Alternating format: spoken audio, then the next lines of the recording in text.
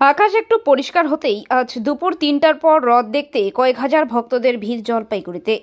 মনে করা হয় দ্বারকার শ্রীকৃষ্ণই পুরীতে জগন্নাথ দেবের রূপে অবস্থান করেছেন। পুরীর প্রধান ধর্মীয় উৎসব রথযাত্রা। রথের দিন ৩টি পৃথক রথ সাজিয়ে মাসির বাড়ির উদ্দেশ্যে রওনা দেন জগন্নাথ ও বলরাম সুভদ্রা। এই রথযাত্রা দেখতে প্রতি বছরই লক্ষ লক্ষ মানুষ ভিড় করেন এখানে। রথ মানে চাকা সহ কাঠের তৈরি গাড়ি। রথ দড়ি দ্বারা চালিত হতে পারে বা ঘোড়া বা হাতের দ্বারাও টানা হয়। বেশিরভাগই রথ উৎসবের জন্য দক্ষিণ ভারতের হিন্দু মন্দিরগুলি ব্যবহার করেন। উৎসবের সময় মন্দিরের দেবতাগণ মন্ত্র ভজন দিয়ে রাস্তা চলাচল করে।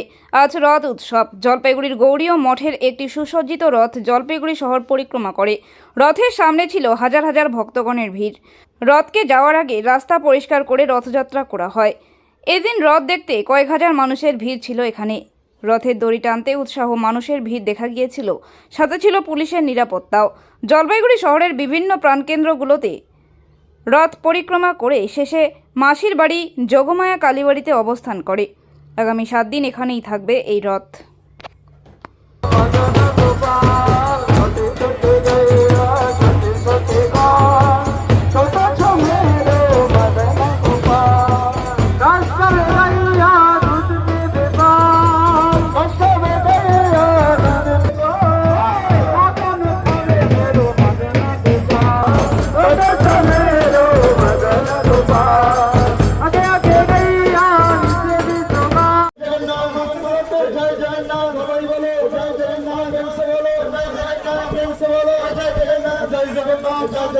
जय जगन्नाथ नीचे नीचे सबाई बोलो सबाई बोलो जय जगन्नाथ जय जगन्नाथ जय जगन्नाथ जय जगन्नाथ जय जगन्नाथ पूरी धामे जय जगन्नाथ पूरी धामे।